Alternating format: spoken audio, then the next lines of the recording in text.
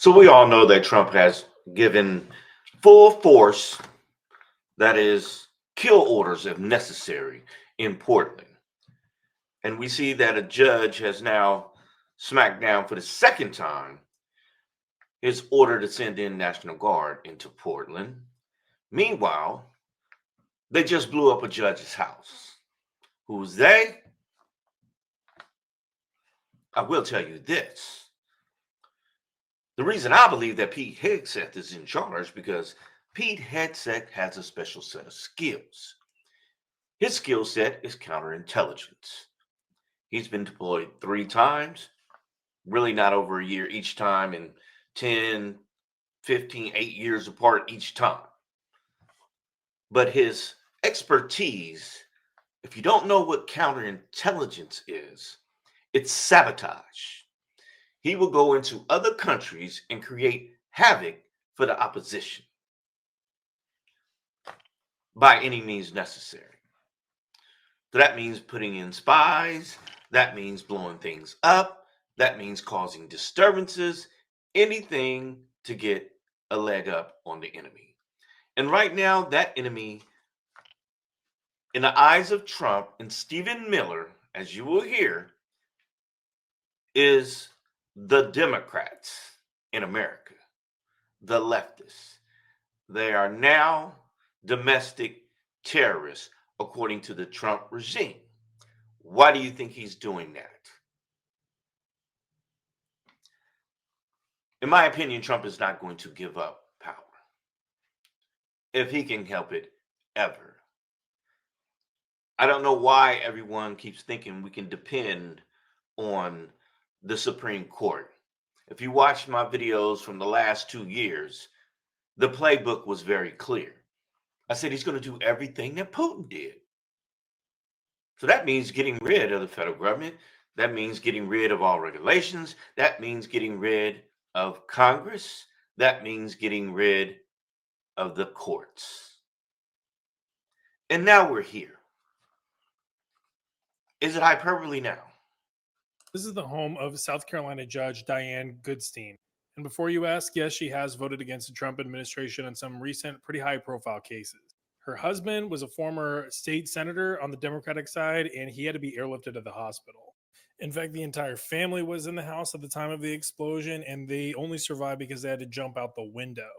Reportedly, the home was lit on fire after an explosion, and it's not clear who was the cause behind it.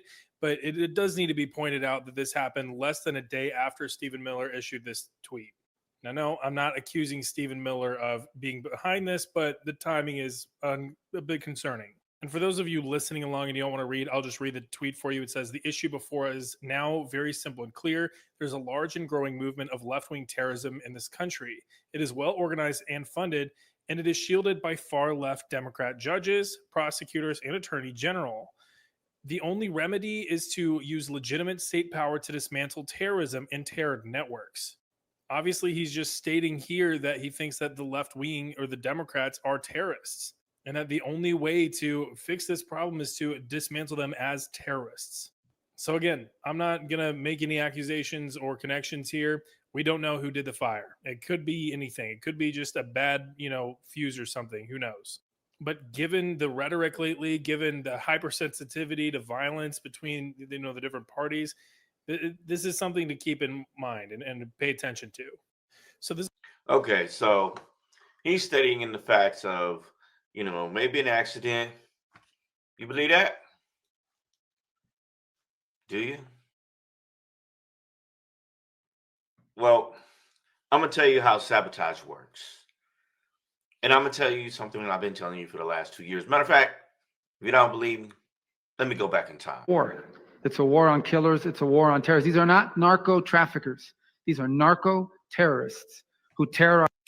They think by changing the label of who someone is, that changes the law from narco traffickers to narco terrorists.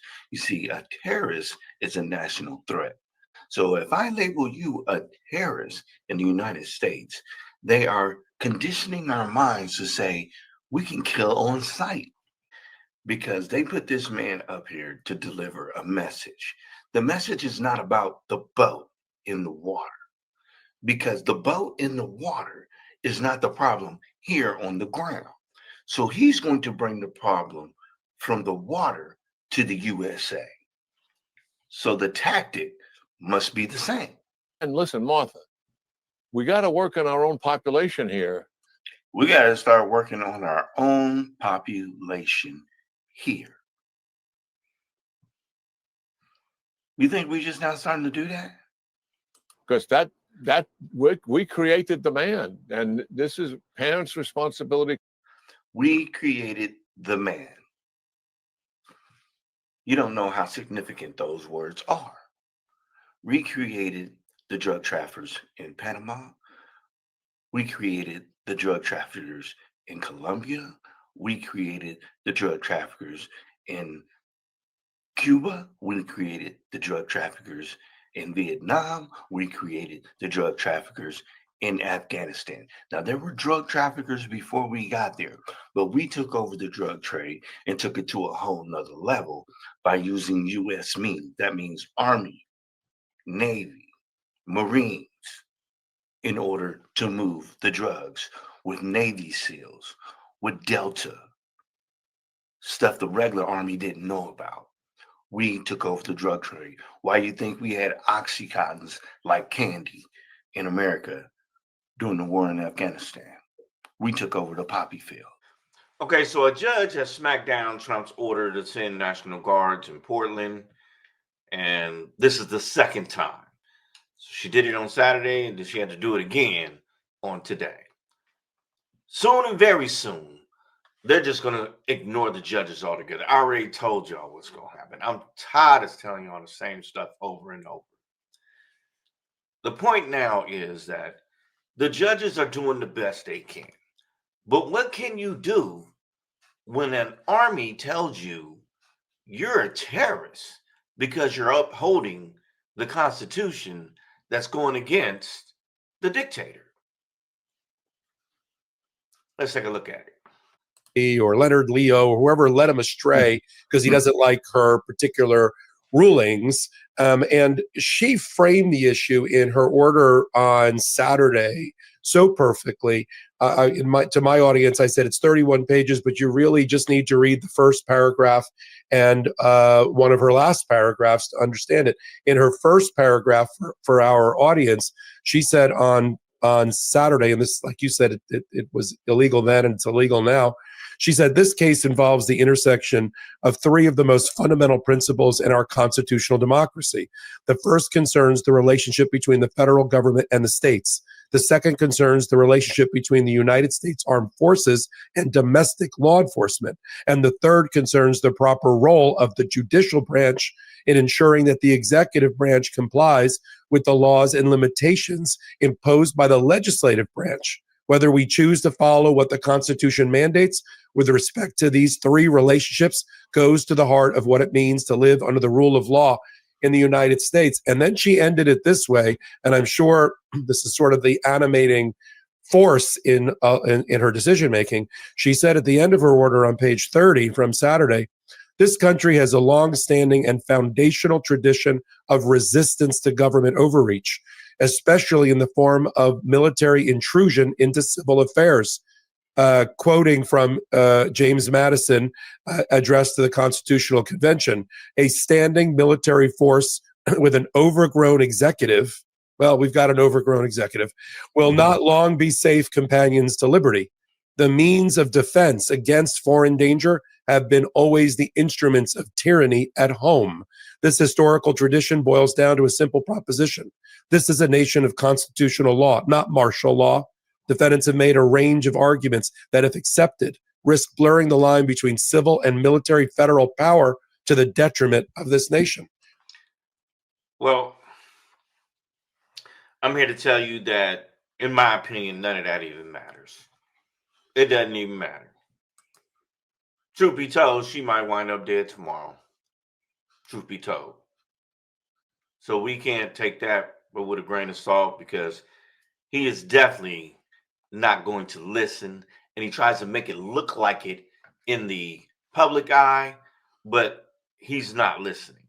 And we know that because he's already sent the National Guard up there after 2 orders saying that he can't. So why did he send them? Now, we've done this before. And let's say something befalls her and it goes to another judge. You know what I mean? So you got to try and save face. But I think he's to the point right now that he's just going to say she's a terrorist. She's a terrorist. Even though she's a Trump appointed judge and she's just trying to uphold the Constitution. Right now, there is no Congress. Marjorie Taylor Greene acting like she trying to be on somebody's side, talking about she want the Epstein files released. But on the other hand, the Senate should go ahead and do the nuclear option and just bypass all votes for the Democrats because they already got the numbers and just do the nuclear option and just go ahead on and pass the bill. You know, basically just take all the Democrats out. So I know a lot of y'all been getting on her side and stuff and everything, but this is just a ploy. You know what I mean? You got to know how politics is played. The Epstein files are not coming out as long as Trump is in office, period. They can vote all they want. They probably going to have an accident with them files. I mean, you got to think criminal-minded here. What would you do? You think Trump is going to give up office knowing that he done broke all these constitutional laws? And the only thing saving him is that he is president? People are dying in the streets. They're killing people. And yes, they want to have the optics to make it look like everybody else is a terrorist. As you and I both know, there would be no problems. There are cities way worse than theirs. Republican cities. Are they there? No. He's only trying to take away the money and the power and the judges. That way, he can stay in office. But here's some simple facts for all you non-believers, especially for the Christian nationalists who thought this was going to be a great idea. And it is, if you're a white Christian nationalist, because that's what Project 2025 is all about. Maybe y'all got amnesia. Maybe y'all done forgot what's coming. Let me refresh your memory. We are in the process of the Second American Revolution, which will remain bloodless if the left allows it to be. That director of the Office of Management and Budget, who is overseeing federal layoffs. He also happens to be one of the authors of the Project 2025 Republican Policy Playbook. Trump even referred to Vogt as, quote, he of Project 2025 fame, despite the fact that he and many Republicans and some of our media peers spent the last year denying that the president had any involvement with Project 2025. Do y'all remember that? When the president was denying everything to do with Project 2025, y'all remember that? Vehemently denying anything to do with Project 2025. This is what I say they have amnesia, but it's not. They just lying. So all you evangelical Christian people, Christian nationalists, you see the lies. Plain as day. How can you call yourself Christian? I guess he just gonna say a couple of Hail Marys. Watch. I have nothing to do with Project 2025. That's out there. I haven't read it. I don't want to read it purposely. I'm not going to read it. Project 25 has no relation to the Trump campaign. Project 2025 has absolutely nothing whatsoever to do with the Trump campaign. Project 2025 has been discredited by President Trump, and I disavowed it. You know that Donald Trump has disavowed Project 2025. He says that is not his campaign plan. As you know, I am a former prosecutor. His DNA is all over it. Man, y'all don't have to lie anymore. You got the Congress, you got the Senate, you got the Army. You don't have to lie anymore. I never lied about it. I knew what you were up to. So now we can look forward to what comes next. And you got to go to my YouTube channel, IMJUSAIN. I'm just saying. So you can keep up to date with what's happening. But let me refresh your memory. Who agree with him? I think it's symbiosis. So for Trump, he gets trained employees, trained staffers who are loyal to his project, who are ready to go on day one. He has a whole policy agenda. And he has ways, for example, to clear out the deep state that he hates and to wreak retribution by using the Justice Department newly in his control as a tool of retribution. And for them, they have a vessel. I mean, they understand that these things are hard to do, that they've been conservative priorities for a long time and they haven't happened. And they see Trump as someone who's willing to sort of force that through. So each side gets something they want, but they're looking way beyond Trump. I mean, this is a plan for decades to come, and Trump is just the first stage of that. Yeah, well, tell us more about that. What is the long view for the architects of Project 2025? They understand that the first 100 days are very important, as we've seen. They understand the first 2 years before the midterms are very important. They want to get as far as they can toward that. But the changes they're making are not going to be reversed no matter, how Democrats do in the midterms or who the next president is, because you can't rehire thousands of federal employees. There's going to be so much brain drain. There's going to be programs that are shut down. There's an end to basically all climate change research is contemplated here. Those are things that are hard to put back. You can't rehire all the generals they've fired, which is another, Project 2025 priority. So the next president will inherit a government that is much smaller and is reoriented a lot, and they will have to grapple with that rather than what Trump received on January 20th. And it's my personal belief that Trump is not going to be the next president. Trump might not even make it because they love to eat their own. That's what I'm going to say about that.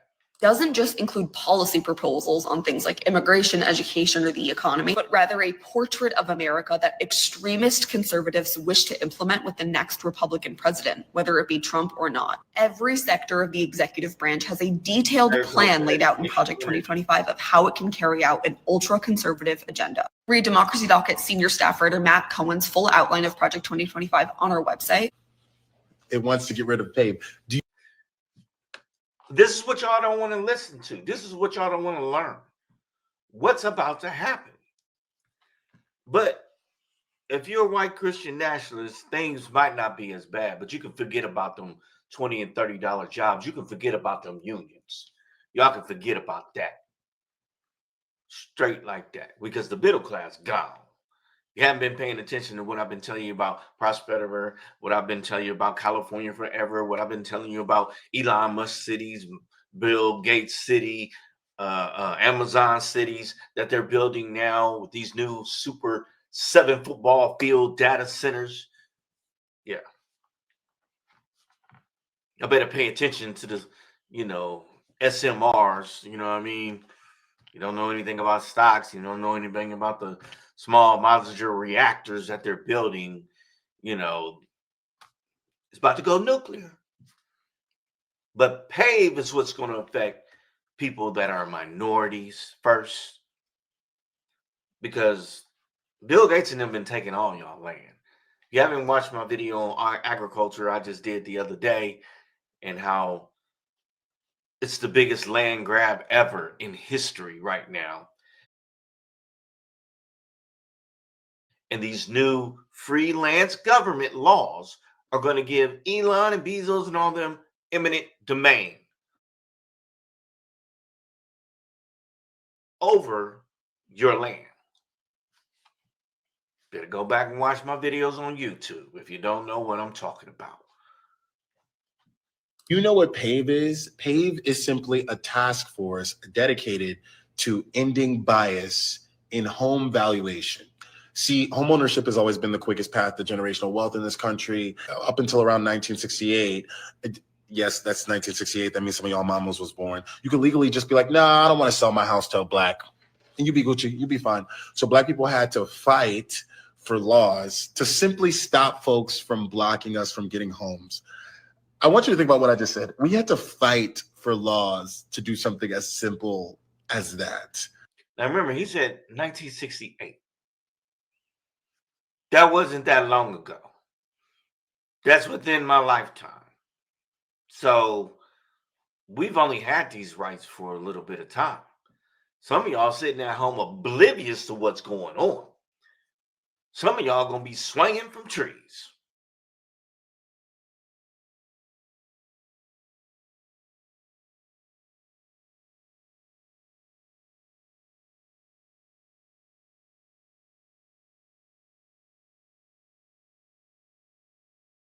They're already hanging people. 3 of in the last week that I know of. Anyway, white folks unable to shut us out from housing and generational wealth by being outright racist and saying, I just don't want to sell a black person in my house, move to a more subtle form of discrimination, devaluing black homes so that when those black homes get sold, black people get less money when they sell it. Property Appraisal and Valuation Equity Task Force, or PAVE, simply just addresses racial biases in home appraisals to basically make sure that people aren't undervaluing black homes just because they're black. Project 2025 wants to get rid of that.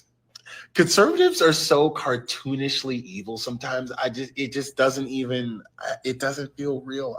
I'm not over. Trump's Project 2025 would change the 40-hour work week to a 160-hour work month. Read Project 25. Listen, Christian nationalists, listeners, forget about your unions.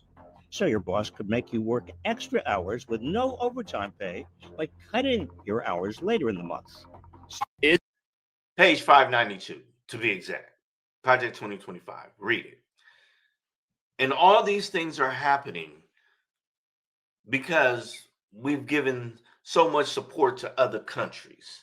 We're sitting here cutting over 11 million people off of Medicaid, and we just gave $20 billion to Argentina because he wants this to be a worldwide thing. The UK, Argentina. So we're literally killing people here by denying them benefits and giving other countries billions. Israel, Argentina, and please share this video because just because I said the word Israel, they're not going to push it to nobody. Please share the video so people can learn. But if you pay attention to what's happening, too many mysterious things is happening when we got Pete Hegseth, that is the mug, that is indeed the one for sabotage. That is his specialty. So when you see things like this, Is Israel an ally of the United States? No. Do you say Israel is Israel an ally of the United States? No. Do you say Israel is not an ally? That is not an opinion that people hear a lot. Why is that? They have been constantly pushing America toward more aggressive policies, toward getting in more fights. And just like I always say, if you went out to the bar every single night with your friend, and every night your friend's trying to convince you to get into a fight, and while you're beating a lot of people up, you're also taking a lot of wounds, and you're going to jail, and you're getting in trouble, you got to stop hanging out with that friend. And so I think that you know what? I also don't believe in welfare, and they shouldn't get another dime of U.S. taxpayer money, and they should not. So hold on. Their lobby should register as a foreign that's a good segue. Finish that. and they should stop blackmailing our politics. Got it. So back to Josh. blackmailing our politicians. That's why the Epstein files can't be released. Allegedly. But if you know all the people that was in the earlier video saying that they didn't believe in Project 25, they don't know nothing about Project 25. Think about who I named, Trump, Navarro, Stephen Miller. All them people are invested in the GEO, prisons for profit companies. If you haven't seen my video, the FAFO video, where I talk about the new slavery,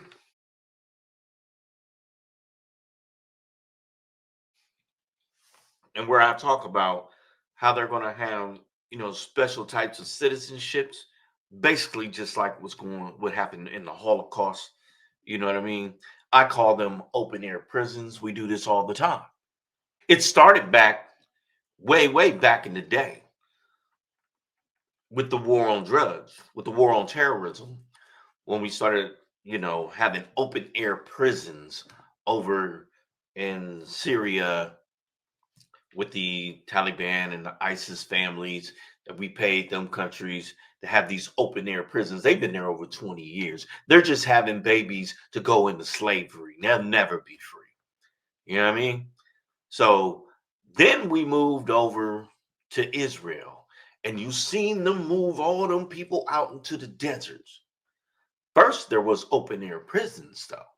First, they did what they doing here now. They ran up in people's houses. You don't see them running up in Chicago houses and tearing down whole apartment buildings, claiming they're looking for Trinidad de Agua. What? So you tore up every damn apartment in the building? Every damn apartment in the building. You sent 300 people for less than 80 people. Trained military people, guns in their face, kids zip tied, butt naked.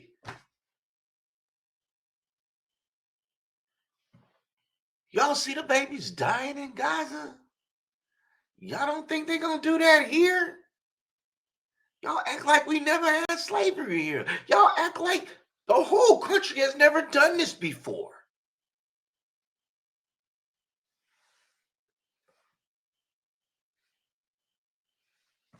First millionaire in America couldn't have built the biggest economy in the world. Couldn't have built the biggest economy in the world without us. Right. It was actually built because of us. This is true. The largest reverse transfer of wealth, arguably in world history, in modern history, is black slavery. That's not me making an emotional statement. I'm not throwing darts. It's a fact. It's a fact. Right. I love math because it doesn't have an opinion. Right. And the fact is, we're the largest economy in the world. The fact is, the first millionaire in America came from cotton, financing it out of New York City. Right. The fact is that black slaves were worth more than railroads. Our railroads were arguably the most valuable asset in the 19th and part of the 20th century. Blacks were worth twice that. The fact is that we worked for free for 270 some odd years. Nothing better than free labor. And the fact is that we couldn't create wealth, we couldn't create assets because we were assets. Bought, trade, insured, finance, underwritten. We were literally, whether if you're a bank, if you're a finance company, if you're an insurance company, if you were a trading company, I mean, 1 out of 5 people in the world at a certain point in the 1800s were involved or connected to cotton. But where did cotton come from? In the world. It came from us. Right. Slavery was dying as an industry until the cotton mill came along, and they needed us to work it. But this perception that we were these sort of simpletons that were brought from Africa halfway around the world just because we were free labor, that's also a fallacy. Right. The reality is we were agricultural geniuses. No one understood land like we did. Right. If you have this sort of these products that require a certain soil, and the environment for that soil make it hard to operate in that environment, and it's hard to re-nurture that soil to get it to work again, you need people who understand harsh environments and who have successfully taken soil and brought it back to life. Mm-hmm. You know what? Saudi Arabia right now, they having green oases in the desert. I just seen that on First Point today. But long before that, in Africa, there was a guy who came up with a genius idea of burying tons of watermelon so they can vermin in the ground and make the ground fertile. Check my facts. That's Africa. That's Africa. And that's African. Mm-hmm. So it was very intentional for folks to go halfway around the world, get us, and bring us halfway back around the world and put us to work. But they didn't like the attitude. They didn't like we had too much chutzpah. We had too much energy, too much esteem. Mm-hmm. So they needed the brawn and they needed the brains, but they didn't need all that energy we brought with us. So it was an attempt to destroy the spirit, not the body. Now, when I told y'all that they were loosening up all the gun laws on the first time around, and the guy was at the Charlie Kirk Turning Point USA, and he said, I just want to know, when can we use the guns? How many elections are we going to let them steal? Y'all remember that? Time and time again, they loosened up the gun laws. Now it's to the point where you don't even need a permit to have a gun. You don't need no training. You don't need nothing. When I posted those videos, nobody watched them. When I posted the videos of all the militias saying back in 2015, 2016, back in Charlottesville, when he said there was good people on both sides, and we had all the Proud Boys, Oath Keepers, and the Patriot Front, and thousands of white supremacy groups on the watch list. Nobody watched my videos. And I said, listen to what they're all saying. They're all on 4chan. They're all on Discord. And they're all saying the same thing. They're different fashions, but they're waiting for the call. And the call came. As soon as they got that big, beautiful bill passed, now we all can come under one umbrella. But first they had to get rid of DEI. First they had to get rid of the regulations so we can get the money back to all the billionaires, so they can cut out all them regulations and they can do what they want to do with our land, with our air, with our water. When I posted them videos, y'all didn't pay attention. I've been doing this for 4 years. For 4 years. Nobody paid attention. Now there's AKs in your face. Every day. Every day.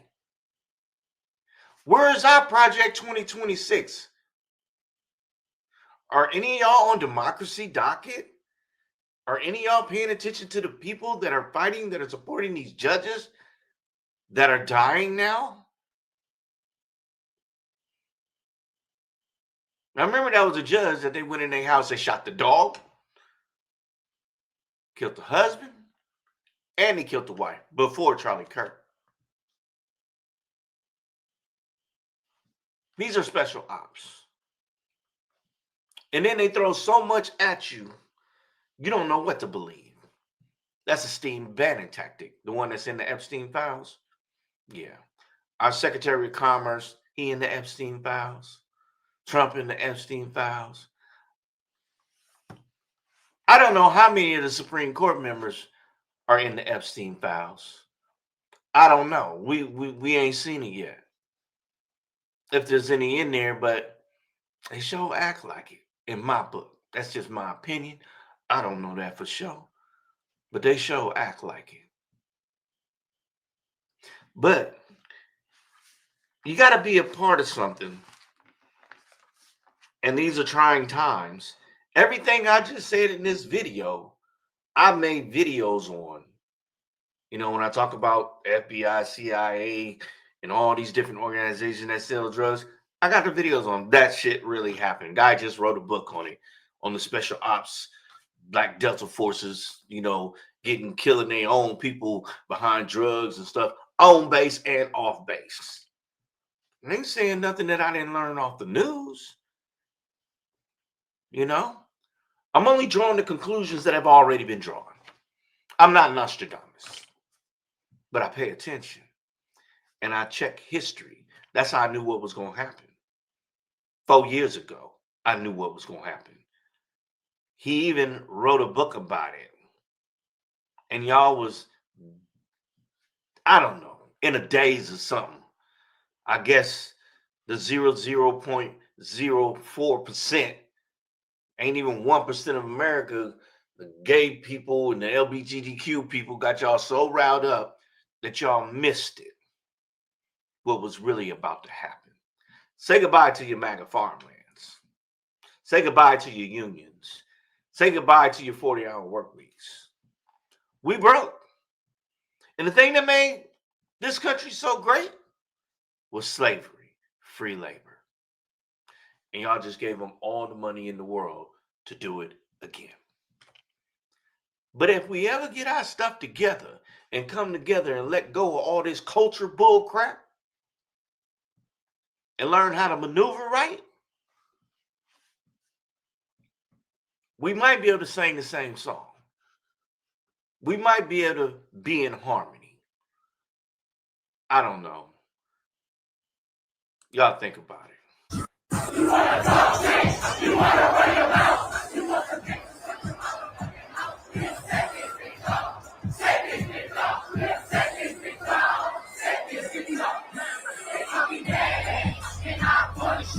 you want to talk shit? You want to